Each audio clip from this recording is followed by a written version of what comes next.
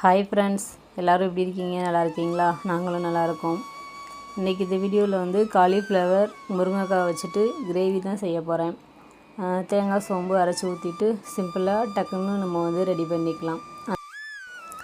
அப்படியே அதுக்கப்புறம் நம்ம வந்து எப்பயுமே வந்து பெண்களாக இருந்தாலும் சரி, ஆண்களாக இருந்தாலும் சரி, நம்ம வாழ்க்கையில் வந்து நிறைய கஷ்டங்களை வந்து சந்திக்கிறோம். அதனால் வந்து எதாக இருந்தாலும் பொறுமையாக இருந்து கையாளணும்.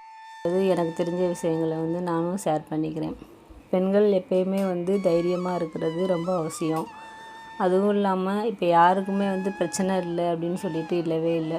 எல்லார் லைஃப்லேயுமே பிரச்சனை வந்து இருக்க தான் செய்யுது. எப்படி வந்து பகல் இரவு இனிப்பு கசப்பு இந்த மாதிரி இருக்குதோ, கண்டிப்பாக எல்லார் லைஃப்லேயுமே இன்பம் துன்பங்கிறது இருக்க தான் செய்யும். எல்லாத்தையும் நம்ம அதை கடந்து தான் வெளியில் வரணும். நம்ம அந்த பிரச்சனைன்றப்ப வந்து ஒரு செகண்ட் யோசித்து ஒன்று நம்ம அம்மா அப்பாவை யோசித்து பார்க்கணும், நம்மளுக்கு அப்புறம் எப்படி இருப்பாங்க அப்படின்னு சொல்லிட்டு. அதுவும் இல்லைன்னா நம்ம பசங்க இருந்தாங்கன்னா பசங்க, இல்லை நம்மளுக்கு பிடிச்சவங்க யாராவது இருக்கிறப்ப அவங்கள வந்து நம்ம நினச்சி பார்க்கணும். நம்ம இல்லைன்னா அவங்க எப்படி ஃபீல் பண்ணுவாங்க, அந்த மாதிரி யோசித்து பார்க்கணும். நம்ம வந்து அந்த கஷ்டத்தை நினச்சிட்டு டக்குன்னு ஒரு செகண்ட் ஒரு முடிவு எடுக்கிறது வந்து அதுக்கப்புறம் இருக்க எல்லாத்துக்குமே ரொம்ப கஷ்டமான வாழ்க்கையாக தான் இருக்கும். நம்ம நினச்சி அவங்க ஃபீல் பண்ணிகிட்ருப்பாங்க. அதனால் எவ்வளோ தான் பிரச்சனையாக இருந்தாலும் மனதைரியத்தோடு அதிலேருந்து எப்படி நம்ம வெளியில் வரலாம் அப்படின்னு சொல்லிட்டு யோசிக்கலாம். ஒரே டைம்லேயே அந்த பிரச்சனை தீரும், இன்றைக்கே முடிக்கணும் அப்படின்றது மாதிரிலாம் நம்ம யோசித்தோன்னா நம்மளுக்கு ரொம்ப ப்ரெஷராக தான் ஆகும். அதனால் கண்டிப்பாக வந்து அதுக்கு டைம் கொடுத்து சரி பண்ண முடியும் நம்மளால் அப்படின்னு சொல்லிட்டு நம்பிக்கையாக வந்து வாழ்க்கையை வந்து நம்ம கொண்டு போகணும். ஏன்னா கண்டிப்பாக எல்லார் லைஃப்லேயுமே பிரச்சனை வந்து இருக்க தான் செய்யும்.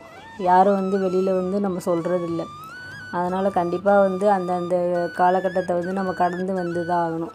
அதுக்கப்புறம் வந்து நம்மளுக்கு எப்படியுமே வந்து நல்ல லைஃப் இருக்கும். கண்டிப்பாக பொறுத்தார் பூமி ஆழ்வார் அப்படின்னு சொல்கிறது மாதிரி கண்டிப்பாக நம்ம பொறுமையாக இருந்தோன்னா நம்மளுக்குன்னு ஒரு லைஃப் கடவுள் கொடுப்பாங்க.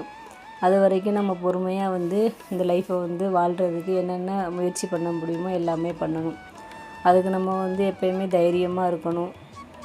ஒன்று நம்ம பிரச்சனையை வெளியில் அம்மா அப்பாட்ட இல்லைன்னா யார்ட்டாவது சொல்லிவிட்டு சரி பண்ணிக்கலாம் அப்படின்னு சொல்லிட்டு தோணுச்சுன்னா கண்டிப்பாக அதை வந்து செஞ்சு பார்க்கணும். அப்படி இல்லைன்னா நம்மளாலேயே நம்ம சரி பண்ணிக்கலாம், எதாக இருந்தாலும் நம்ம பார்த்துக்கலாம், லைஃப்பில் ஜெயிக்க முடியும் அப்படின்னு சொல்லிட்டு நம்மளுக்குள்ளேயே வந்து நல்ல தன்னம்பிக்கையாக இருந்தோம்னா கண்டிப்பாக வந்து வாழ்க்கையை ஜெயிக்கலாம்.